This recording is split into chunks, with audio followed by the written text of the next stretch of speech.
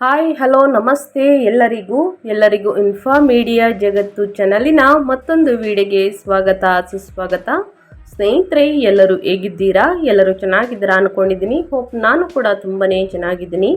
ಎಲ್ಲರೂ ಚೆನ್ನಾಗಿದ್ದೀರಾ ಅಂದ್ಕೊಂಡು ಭಾವಿಸ್ಕೊಂಡು ಇವತ್ತಿನ ಒಂದು ವಿಡಿಯೋನ ಶುರು ಮಾಡಿಬಿಡೋಣ. ಇವತ್ತಿನ ಒಂದು ವಿಡಿಯೋದಲ್ಲಿ ವೃಷಭ ರಾಶಿಯವರಿಗೆ 2026 ಫೆಬ್ರವರಿ 17ನೇ ತಾರೀಕು ರಾಹುಗ್ರಸ್ತ ಸೂರ್ಯಗ್ರಹಣವೂ ಇದೆ ಸ್ನೇಹಿತರೆ. ಇದರ ಜೊತೆಗೆ ಅಮಾವಾಸ್ಯೆ ಕೂಡ ಇದೆ. ಅಮಾವಾಸ್ಯೆ ಮುಗಿದ ನಂತರ ಏನೆಲ್ಲ ಬದಲಾವಣೆಯನ್ನು ನೋಡಲಿದ್ದೀರಿ ನಿಮ್ಮ ಜೀವನದಲ್ಲಿ, ಅಂದರೆ ವ್ಯಾಪಾರದಲ್ಲಿ, ವ್ಯವಹಾರದಲ್ಲಿ, ಹಣಕಾಸಿನಲ್ಲಿ, ನಿಮ್ಮ ವೃತ್ತಿ ಜೀವನದಲ್ಲಿ, ನಿಮ್ಮ ಉದ್ಯೋಗದಲ್ಲಿ ಏನೆಲ್ಲ ಬದಲಾವಣೆಯನ್ನು ನೋಡಲಿದ್ದೀರಿ, ಯಾವುದರ ಬಗ್ಗೆ ಮುನ್ನೆಚ್ಚರಿಕೆಗಳನ್ನು ತೆಗೆದುಕೊಳ್ಬೇಕು ಅನ್ನೋದನ್ನ ತಿಳಿಸ್ಕೊಡ್ತಾ ಹೋಗ್ತೀನಿ.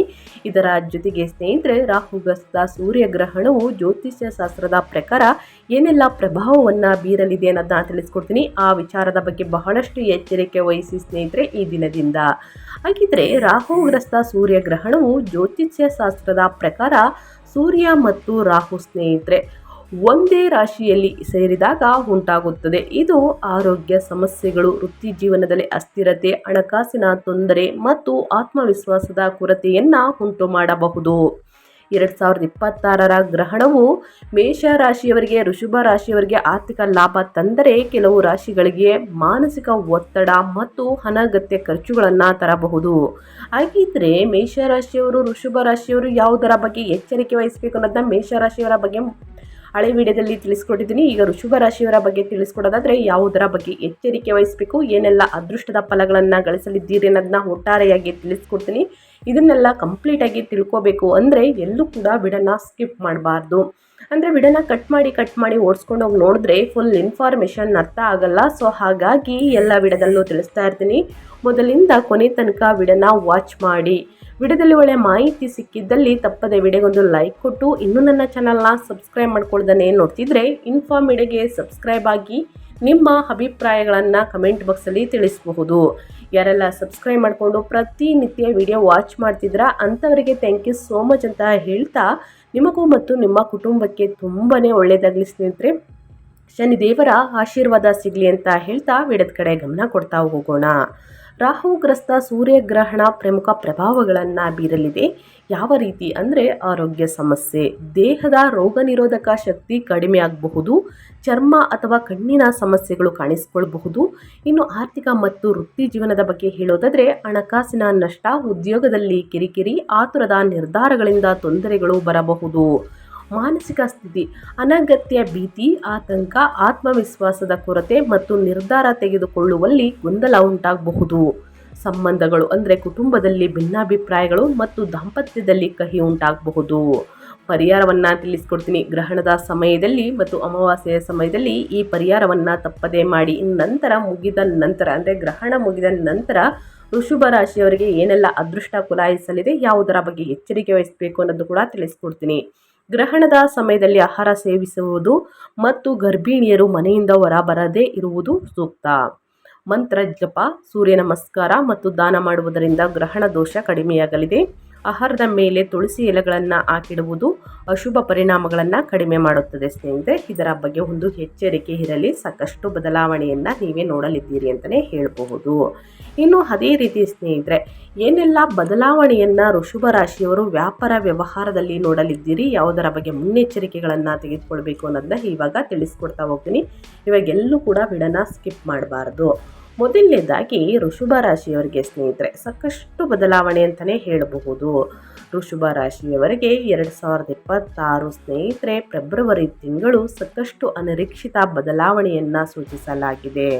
ವೃಷಭ ರಾಶಿಯವರಿಗೆ ಒಟ್ಟಾರೆಯಾಗಿ ಹೇಳಬೇಕು ಅಂದರೆ ಏನೆಲ್ಲ ಬದಲಾವಣೆಯನ್ನು ಸೂಚಿಸಲಾಗಿದೆ ಅನ್ನೋದನ್ನ ಮೊದಲನೇದಾಗಿ ತಿಳಿಸ್ಕೊಡ್ತೀನಿ. ಫೆಬ್ರವರಿ 17ರ ನಂತರ ನಿಮ್ಮ ತಾಳ್ಮೆ ಮತ್ತು ಸಹಿಷ್ಣುತೆಯನ್ನು ಪರೀಕ್ಷಿಸುವ ತಿಂಗಳಾಗಿದೆ. ಬ್ರಹ್ಮಾಂಡದ ದೃಷ್ಟಿ ಈಗ ನಿಮ್ಮ 8ನೇ ಮನೆಯ ಕುಂಭ ರಾಶಿಯ ಮೇಲಿದೆ. ಇದು ಪರಿವರ್ತನೆ, ಆಯುಷು ಮತ್ತು ಹಠಾತ್ ಘಟನೆಗಳ ಸ್ಥಾನಗ್ರಹಗಳಲ್ಲಿ ಇದು ಒಂದಾಗಿದೆ.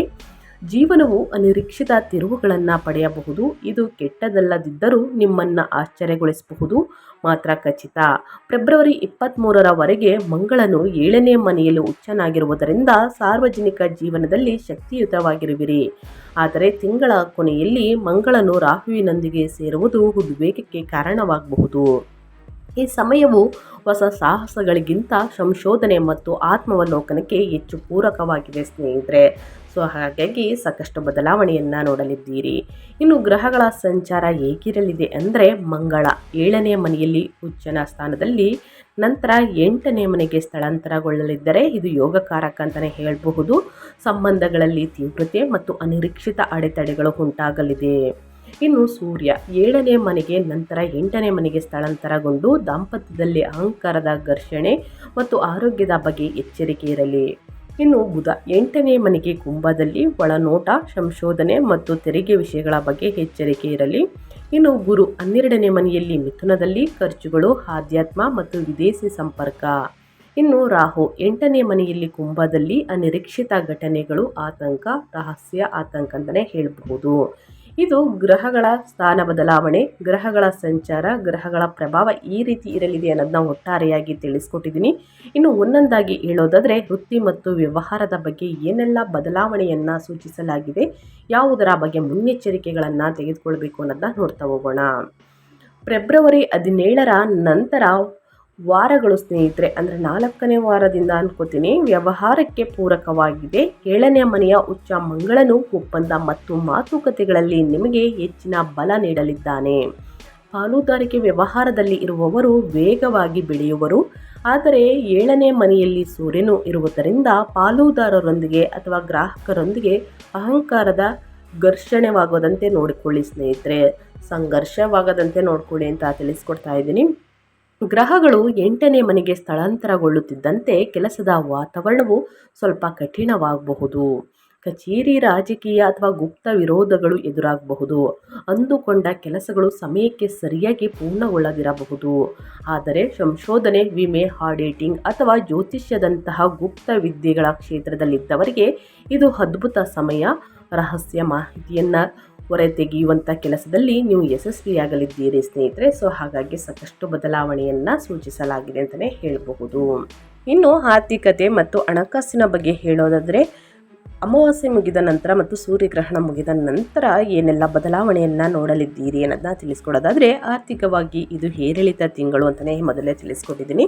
2ನೇ ಮನೆಯಲ್ಲಿರುವ ಕೇತುವು ಹಣ ಉಳಿಸಲು ಅಡೆತಡೆಗಳನ್ನು ತರಬಹುದು. 12ನೇ ಮನೆಯಲ್ಲಿರುವ ಗುರುವು ನಿಮ್ಮ ಆರೋಗ್ಯ, ಧಾರ್ಮಿಕ ಕಾರ್ಯ ಅಥವಾ ವಿದೇಶ ಪ್ರವಾಸಕ್ಕಾಗಿ ಹೆಚ್ಚಿನ ಖರ್ಚನ್ನು ಸೂಚಿಸುತ್ತದೆ. ಹಣವು ನಿಮ್ಮ ಕೈಯಿಂದ ಜಾರುತ್ತಿರುವಂತೆ ಅನಿಸಬಹುದು ಸ್ನೇಹಿತರೆ. ಆದರೆ 8ನೇ ಮನೆಯ ಗ್ರಹಗತಿಗಳು ಅನಿರೀಕ್ಷಿತ ಧನ ಲಾಭವನ್ನು ತರಬಲ್ಲವು ವೃಷಭ ರಾಶಿಯವರಿಗೆ.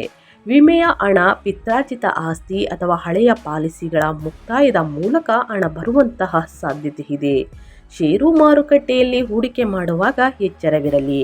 ವಿಶೇಷವಾಗಿ ಮಂಗಳ ಮತ್ತು ರಾಹು ಸೇರಿದಾಗ ದುಡುಕಿನಿಂದ ಹಣ ಕಳೆದುಕೊಳ್ಳುವ ಸಾಧ್ಯತೆ ಇರುತ್ತದೆ. ಸೊ ಹಾಗಾಗಿ ಬಹಳಷ್ಟು ಎಚ್ಚರಿಕೆ ವಹಿಸುವುದು ಉತ್ತಮ. ಇನ್ನು ನಿಮ್ಮ ಆರೋಗ್ಯದ ಬಗ್ಗೆ ಹೇಳೋದಾದರೆ, ನಿಮ್ಮ ಕ್ಷೇಮ ಬಗ್ಗೆ ಹೇಳೋದಾದರೆ, ನಿಮ್ಮ ಹೆಲ್ತಲ್ಲಿ ಏನೆಲ್ಲ ಏರಿಳಿತಗಳು ಕಂಡು ಬರಲಿ, ಯಾವುದರ ಬಗ್ಗೆ ಎಚ್ಚರಿಕೆ ವಹಿಸಬೇಕು ಅನ್ನೋದನ್ನ ನೋಡೋದಾದರೆ, ಫೆಬ್ರವರಿ 17ರಿಂದ ಸ್ನೇಹಿತರೆ ಮಂಗಳನು 8ನೇ ಮನೆಗೆ ಪ್ರವೇಶಿಸುವುದರಿಂದ ಸ್ನೇಹಿತರೆ ಸಾಕಷ್ಟು ಯೋಗ ಉಂಟಾಗುತ್ತದೆ. ಇದು ಅಪಘಾತ, ಸುಟ್ಟ ಗಾಯ ಅಥವಾ ಶಸ್ತ್ರಚಿಕಿತ್ಸೆಯ ಅಪಾಯವನ್ನು ಹೆಚ್ಚಿಸುತ್ತದೆ. ವಾಹನ ಚಾಲನೆ ಮಾಡುವಾಗ ಮತ್ತು ಚೂಪಾದ ವಸ್ತುಗಳನ್ನು ಬಳಸುವಾಗ ತುಂಬ ಎಚ್ಚರವಿರಲಿ. ಯಾವುದೇ ಸಣ್ಣ ಆರೋಗ್ಯ ಸಮಸ್ಯೆಯನ್ನು ನಿರ್ಲಕ್ಷಿಸಬೇಡಿ. ಸಕಾಲಿಕ ಚಿಕಿತ್ಸೆಯಿಂದ ದೊಡ್ಡ ಅಪಾಯವನ್ನು ತಪ್ಪಿಸಬಹುದು. ಮೊದಲನೇದಾಗಿ ಒತ್ತಡವನ್ನು ಕಡಿಮೆ ಮಾಡಿ ಸ್ನೇಹಿತರೆ. ನಿಮ್ಮ ಜೀವನದಲ್ಲಿ ಸಾಕಷ್ಟು ಒತ್ತಡದಿಂದ ಆರೋಗ್ಯದ ಮೇಲೆ ಸಾಕಷ್ಟು ಎಫೆಕ್ಟ್ ಬೀಳ್ತಾ ಇದೆ. ಈ ತಿಂಗಳು ನೀವು ಆರೋಗ್ಯದ ಬಗ್ಗೆ ಅತ್ಯಂತ ಜಾಗರೂಕರಾಗಿರಬೇಕು.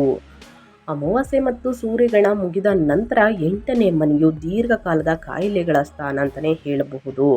ಇಲ್ಲಿ ಅನೇಕ ಗ್ರಹಗಳು ಸೇರುವುದರಿಂದ ಸೋಂಕು, ಜ್ವರ ಅಥವಾ ಸಂತಾನೋತ್ಪತ್ತಿ ವ್ಯವಸ್ಥೆಗೆ ಸಂಬಂಧಿಸಿದ ಸಮಸ್ಯೆಗಳು ಎದುರಾಗಬಹುದು. ಸೊ ಹಾಗಾಗಿ ಆದಷ್ಟು ವಿಶ್ರಾಂತಿಯನ್ನು ತೆಗೆದುಕೊಳ್ಳಿ. ನಿಮ್ಮ ಆರೋಗ್ಯದ ಬಗ್ಗೆ ಒಂದು ಕಾಳಜಿ ಇರಲಿ. ಪ್ರತಿನಿತ್ಯ ಯೋಗ, ಧ್ಯಾನವನ್ನು ಮಾಡಿ, ಮೆಡಿಟೇಷನನ್ನು ಮಾಡಿ ಸ್ನೇಹಿತರೆ. ತುಂಬ ಆರೋಗ್ಯವನ್ನು ಕಾಪಾಡಿಕೊಳ್ಳಿ. ತಕ್ಷಣ ಸಮಸ್ಯೆಗಳು ಬಂದಿದ್ದಲ್ಲಿ ವೈದ್ಯರನ್ನು ಭೇಟಿಯಾಗಿ ಚಿಕ್ಕ ಸಮಸ್ಯೆ ಇದ್ದಾಗಲೇ ಸ್ನೇಹಿತರೆ ಅದನ್ನು ಬಗೆಹರಿಸಿಕೊಳ್ಳುವುದು ಉತ್ತಮ. ಇನ್ನು ಅದೇ ರೀತಿ ಕುಟುಂಬ ಮತ್ತು ಸಂಬಂಧಗಳ ಬಗ್ಗೆ ಹೇಳೋದಾದರೆ ಏನೆಲ್ಲ ಬದಲಾವಣೆಯನ್ನು ನೋಡಲಿದ್ದೀರಿ, ಯಾವುದರ ಬಗ್ಗೆ ಎಚ್ಚರಿಕೆ ವಹಿಸಬೇಕು ಅಂದರೆ, ಸಂಬಂಧಗಳಲ್ಲಿ ತೀವ್ರತೆ ಇರುತ್ತದೆ. ಫೆಬ್ರವರಿ ಮಧ್ಯದವರೆಗೆ 7ನೇ ಮನೆಯಲ್ಲಿರುವ ಉಚ್ಚ ಮಂಗಳ ಮತ್ತು ಸೂರ್ಯ ದಾಂಪತ್ಯದಲ್ಲಿ ಅತಿಯಾದ ಉದ್ವೇಗ ತರಬಹುದು. ಸಂಗಾತಿಯ ವರ್ತನೆ ಆಕ್ರಮಣಕಾರಿಯಾಗಿರಬಹುದು. ಸಾಮರಸ್ಯ ಕಾಪಾಡಲು ನಿಮ್ಮ ಅಹಂಕಾರವನ್ನು ಬದಿಗಿಡುವುದು ಅನಿವಾರ್ಯ. ಗ್ರಹಗಳು 8ನೇ ಮನೆಗೆ ಸೇರಿದಂತೆ ಅತ್ತೆ ಮಾವನ ಮನೆಯವರೊಂದಿಗೆ ಸಣ್ಣ ಪುಟ್ಟ ವಿವಾದಗಳು ಅಥವಾ ಜಂಟಿ ಆಸ್ತಿಯ ಬಗ್ಗೆ ಚರ್ಚೆಗಳು ನಡೆಯಬಹುದು. ಈ ಕಠಿಣ ಸಮಯದಲ್ಲಿ ನೀವು ಸಂಗಾತಿಗೆ ಬೆಂಬಲವಾಗಿ ನಿಂತರೆ ನಿಮ್ಮ ನಡುವಿನ ಬಂಧವು ಮತ್ತಷ್ಟು ಗಟ್ಟಿಯಾಗಿರುತ್ತದೆ. 2ನೇ ಮನೆಯ ಕೇತುವಿನ ಪ್ರಭಾವದಿಂದ ಮಾತು ಕಠಿಣವಾಗದಂತೆ ನೋಡಿಕೊಳ್ಳಿ. ಸಿಟ್ಟಿನಲ್ಲಿ ಆಡಿದ ಮಾತುಗಳು ಸಂಬಂಧವನ್ನು ಹಾಳು ಮಾಡಬಹುದು. ಹಾಗಾಗಿ ಸ್ನೇಹಿತರೆ, ದುಡುಕಿನ ಮಾತುಗಳು ಬೇಡ. ಕೋಪವನ್ನು ಕಡಿಮೆ ಮಾಡ್ಕೊಳ್ಳಿ. ಮನೆಯಲ್ಲಿ ಒಂದು ಶುಭ ಕಾರ್ಯ ನಡೆಯಲಿದೆ ಸ್ನೇಹಿತರೆ. ಮದುವೆ ಯೋಗ ಇದೆ ಅಂತಲೇ ಹೇಳಬಹುದು. ಇನ್ನು ಸಂತಾನ ಬಗ್ಗೆ ಕೂಡ ಇದೆ. ಇನ್ನು ವಾಹನ ಆಸ್ತಿಯನ್ನು ಖರೀದಿ ಮಾಡಬೇಕು ಅಂದ್ಕೊಂಡಿದ್ದೀರಾ ಸ್ನೇಹಿತರೆ, ಅದು ಕೆಲವೇ ದಿನಗಳಲ್ಲಿ ಈಡೇರಲಿದೆ. ನಿಮ್ಮ ಕನಸು ನನಸಾಗಲಿದೆ ಅಂತಲೇ ಹೇಳಬಹುದು. ಇನ್ನು ವಿದ್ಯಾರ್ಥಿಗಳ ಬಗ್ಗೆ ಹೇಳೋದಾದರೆ ಏನೆಲ್ಲ ಬದಲಾವಣೆಯನ್ನು ಸೂಚಿಸಲಾಗಿದೆ, ಯಾವುದರ ಬಗ್ಗೆ ಮುನ್ನೆಚ್ಚರಿಕೆಗಳನ್ನು ತೆಗೆದುಕೊಳ್ಳಬೇಕು ವಿದ್ಯಾರ್ಥಿಗಳು ಅಂದರೆ, ಯಾವುದೇ ವಿಷಯಕ್ಕೆ ಆಳಕ್ಕೆ ಇಳಿದು ಕಲಿಯಲು ಇದು ಉತ್ತಮ ಸಮಯ ಅಂತಲೇ ಹೇಳಬಹುದು. ವೃಷಭ ರಾಶಿಯ ವಿದ್ಯಾರ್ಥಿಗಳಿಗೆ ಬುಧನ ಸಂಚಾರವು ತಾಂತ್ರಿಕ ಮತ್ತು ವೈಜ್ಞಾನಿಕ ಅಧ್ಯಯನಕ್ಕೆ ಪೂರಕವಾಗಿದೆ. ಸ್ನೇಹಿತರೊಂದಿಗೆ ವಾದ ವಿವಾದಕ್ಕೆ ಇಳಿಯದೆ ನಿಮ್ಮ ಗುರಿಯ ಕಡೆಗೆ ಗಮನ ಹರಿಸಿ ಸ್ನೇಹಿತರೆ. ಇನ್ನು ಅದೇ ರೀತಿ ವಿದ್ಯಾರ್ಥಿಗಳಿಗೆ ಈ ತಿಂಗಳು ಆಳವಾದ ಏಕಾಗ್ರತೆಯನ್ನು ಬಯಸುತ್ತದೆ. ಸಾಮಾನ್ಯ ವಿದ್ಯಾರ್ಥಿಗಳಿಗೆ 8ನೇ ಮನೆಯ ಗೊಂದಲದಿಂದಾಗಿ ಓದಿನಲ್ಲಿ ಆಸಕ್ತಿ ಕಡಿಮೆಯಾಗಬಹುದು ಮತ್ತು ಪರೀಕ್ಷೆಯ ಬಗ್ಗೆ ಆತಂಕ ಕಾಡಬಹುದು. ಆದರೆ PhD, ಸಂಶೋಧನೆ, ಮನೋವಿಜ್ಞಾನ ಅಥವಾ ವೈದ್ಯಕೀಯ ಕ್ಷೇತ್ರದ ವಿದ್ಯಾರ್ಥಿಗಳಿಗೆ ಇದು ಮಹತ್ವದ ತಿಂಗಳು ಅಂತಲೇ ಹೇಳಬಹುದು. ಏನೇ ಭಯ, ನಿರ್ಭಯ, ಆತಂಕ, ಅಡೆತಡೆಗಳು ಅಧ್ಯಯನ ಮಾಡಬೇಕಾದ್ರೆ ಸ್ನೇಹಿತರೆ, ಈ ರೀತಿ ಸಮಸ್ಯೆಗಳು ಕಂಡು ಬಂದಿದ್ದಲ್ಲಿ ಹನುಮಾನ್ ಚಾಲಿಸವನ್ನು ಹೇಳುವುದರಿಂದ ಎಷ್ಟೇ ಕಷ್ಟಗಳು, ಸಮಸ್ಯೆಗಳು, ವಿಳಂಬಗಳಿದ್ರೂ ಕೂಡ ಅವೆಲ್ಲವೂ ನಿವಾರಣೆಯಾಗಲಿದೆ ಅಂತಲೇ ಹೇಳಬಹುದು. ಸ್ನೇಹಿತರೆ, ಹುಣ್ಣಿಮೆ ಅಥವಾ ಅಮಾವಾಸ್ಯೆ ಮತ್ತು ಸೂರ್ಯಗ್ರಹಣ ಒಟ್ಟೊಟ್ಟಿಗೆ ಬಿದ್ದಾಗ ಸಾಕಷ್ಟು ಪ್ರಭಾವವನ್ನು ಪ್ರತಿಯೊಬ್ಬ ರಾಶಿಯವರು ಕೂಡ ನೋಡಲಿದ್ದೀರಿ. ಇನ್ನು ಸೂರ್ಯಗ್ರಹಣದ ಸಮಯದಲ್ಲಿ ಏನೆಲ್ಲ ಪರಿಹಾರವನ್ನು ಮಾಡಬೇಕು ಅನ್ನೋದನ್ನ ಒಟ್ಟಾರೆಯಾಗಿ ತಿಳಿಸ್ಕೊಟ್ಟಿದ್ದೀನಿ. ಇನ್ನು ಸೂರ್ಯಗ್ರಹಣ ಮುಗಿದ ನಂತರ ಸ್ನೇಹಿತರೆ, ಈ ಪ್ರಭಾವಗಳಿಗೆ ಅಂದರೆ ವ್ಯಾಪಾರ ವ್ಯವಹಾರದಲ್ಲಿ ಏನೆಲ್ಲ ಅಡೆತಡೆಗಳನ್ನು ನೋಡಿರ್ತೀರ, ನಿಮ್ಮ ಆರೋಗ್ಯದಲ್ಲಿ ಏನೆಲ್ಲ ಬದಲಾವಣೆಯನ್ನು ನೋಡಿರ್ತೀರ, ಅದೆಲ್ಲ ನಿವಾರಣೆಯಾಗಬೇಕು ಅಂದರೆ ಈ ಪರಿಹಾರವನ್ನು ಮಾಡಿ. 8ನೇ ಮನೆಯ ನಕಾರಾತ್ಮಕ ಪ್ರಭಾವವನ್ನು ತಗ್ಗಿಸಲು ಮತ್ತು ಆರೋಗ್ಯ ರಕ್ಷಣೆಗಾಗಿ ಈ ರಾಶಿಯವರು ನಾನು ಹೇಳುವಂತಹ ಪರಿಹಾರಗಳನ್ನು ಮಾಡಬೇಕಾಗುತ್ತದೆ. ಮೊದಲನೇದಾಗಿ ಮೃತ್ಯುಂಜಯ ಮಂತ್ರ. ನಿಮ್ಮ ಆರೋಗ್ಯ ರಕ್ಷಣೆಗಾಗಿ ಪ್ರತಿದಿನ 108 ಬಾರಿ ಮಹಾಮೃತ್ಯುಂಜಯ ಮಂತ್ರವನ್ನು ಜಪಿಸಿ. ಇದು ಅಕಾಲಿಕ ಸಂಕಷ್ಟಗಳಿಂದ ರಕ್ಷಿಸುತ್ತದೆ. ಇನ್ನು ದುರ್ಗಾರಾಧನೆ. 8ನೇ ಮನೆಯ ರಾಹುವಿನ ಪ್ರಭಾವವನ್ನು ತಡೆಯಲು ದುರ್ಗಾ ದೇವಿಯ ಆರಾಧನೆ ಮಾಡಿ. ಓಂ ಧೂಂ ದುರ್ಗಾಯೇ ನಮಃ ಎಂಬ ಮಂತ್ರವನ್ನು ಜಪಿಸಿ ಸ್ನೇಹಿತರೆ. ದುರ್ಗಾ ದೇವಿಯಿಂದ ಸ್ನೇಹಿತರೆ ನಿಮಗಿರುವಂತಹ ಕಷ್ಟಗಳು, ಸಮಸ್ಯೆಗಳು, ಅಡೆತಡೆಗಳು, ಇನ್ನು ರಾಹುವಿನ ಪ್ರಭಾವವನ್ನು ತಡೆಯಲು ಸ್ನೇಹಿತರೆ ಈ ಮಂತ್ರ ಸಾಕಷ್ಟು ನಿಮಗೆ ಸಹಾಯವನ್ನು ಮಾಡಲಿದೆ ಅಂತಲೇ ಹೇಳಬಹುದು. ತೊಂದರೆಗಳಿಂದ ಮುಕ್ತಿಯನ್ನು ಮಾಡಲಿದೆ. ಇನ್ನು ಅದೇ ರೀತಿ ವಾಹನ ಚಾಲನೆ ಮಾಡಬೇಕಾದ್ರೆ ಬಹಳಷ್ಟು ಎಚ್ಚರಿಕೆ ವಹಿಸಿ ಸ್ನೇಹಿತರೆ. ಫೆಬ್ರವರಿ 17ರ ನಂತರ ವಾಹನ ಚಾಲನೆ ಮಾಡುವಾಗ ತುಂಬ ಜಾಗರೂಕರಾಗಿರಿ. ವಾಹನದಲ್ಲಿ ಸಣ್ಣ ಗಣೇಶನ ವಿಗ್ರಹವಿಡಿ. ವಿಘ್ನ ವಿನಾಯಕನ ವಿಗ್ರಹ ಇಡುವುದರಿಂದ ಸ್ನೇಹಿತರೆ ಅಡೆತಡೆಗಳು, ಕಷ್ಟಗಳು, ವಿಘ್ನಗಳೆಲ್ಲವೂ ನಾಶವಾಗಲಿದೆ. ಇನ್ನು ಶನಿವಾರದಂದು ಕಡು ಬಣ್ಣದ ಬಟ್ಟೆ ಅಥವಾ ಕಂಬಳಿಯನ್ನು ಅಗತ್ಯವಿರುವವರಿಗೆ ದಾನ ಮಾಡಿ. ಶನಿ ಸ್ತೋತ್ರವನ್ನು ಹೇಳಿ. ಶನಿವಾರದಂದು ನಿಮ್ಮ ಕೈಯಲ್ಲಾದಷ್ಟು ಜನರಿಗೆ ಉದ್ದಿನ ಬೇಳೆಯನ್ನು ದಾನ ಮಾಡುವುದು, ಕಡು ಬಣ್ಣದ ಬಟ್ಟೆ, ಕಂಬಳಿಯನ್ನು ದಾನ ಮಾಡುವುದರಿಂದ ಕ್ರಮೇಣವಾಗಿ ನಿಮ್ಮ ಜೀವನದಲ್ಲಿರುವಂತಹ ಸಮಸ್ಯೆಗಳು ಕಡಿಮೆಯಾಗಲಿದೆ. ಸ್ನೇಹಿತರೆ, ನಾ ತಿಳಿಸುವಂತಹ ಈ ಸಣ್ಣ ಪುಟ್ಟ ಪರಿಹಾರದಿಂದ ನಿಮ್ಮ ಜೀವನದಲ್ಲಿ ಎಷ್ಟೇ ಕಷ್ಟಗಳು, ಸಮಸ್ಯೆಗಳು, ಅಡೆತಡೆಗಳು, ವಿಳಂಬಗಳು ಬಂದಿದ್ದಲ್ಲಿ ಸಂಪೂರ್ಣವಾಗಿ ನಿವಾರಣೆಯಾಗಲಿದೆ. ಹಾಗಾಗಿ ಈ ಸಣ್ಣ ಪುಟ್ಟ ಪರಿಹಾರವನ್ನು ಪ್ರತಿಯೊಬ್ಬರು ಮಾಡಿ ಅಂತ ಹೇಳ್ತಾ ನಾನು ವಿಡಿಯೋನ ಎಂಡ್ ಮಾಡ್ತಾ ಇದ್ದೀನಿ. ದಯವಿಟ್ಟು ಇವತ್ತಿನ ಒಂದು ವಿಡಿಯೋದಲ್ಲಿ ಒಳ್ಳೆಯ ಮಾಹಿತಿ ಸಿಕ್ಕಿದ್ದಲ್ಲಿ, ಈ ವಿಡಿಯೋ ಯೂಸ್ಫುಲ್ ಅನಿಸಿದ್ದಲ್ಲಿ ವಿಡಿಯೋಗೆ ಇನ್ನೂ ಲೈಕ್ ಮಾಡ್ದೇ ನೋಡ್ತಿದ್ರೆ ಲೈಕ್ ಮಾಡಿ. ಈ ವಿಡಿಯೋ ಯೂಸ್ಫುಲ್ ಅನಿಸಿದ್ದಲ್ಲಿ ದಯವಿಟ್ಟು ಹೆಚ್ಚು ಫ್ಯಾಮಿಲಿಗೆ, ಫ್ರೆಂಡ್ಸ್ಗೆ ವಿಡಿಯೋನ ಶೇರ್ ಮಾಡಿ. ನಿಮ್ಮ ಕಡೆಯಿಂದ ಅದೃಷ್ಟ ಭವಿಷ್ಯವನ್ನು ಅವರು ಕೂಡ ತಿಳ್ಕೊಂಡಂಗಾಗುತ್ತೆ.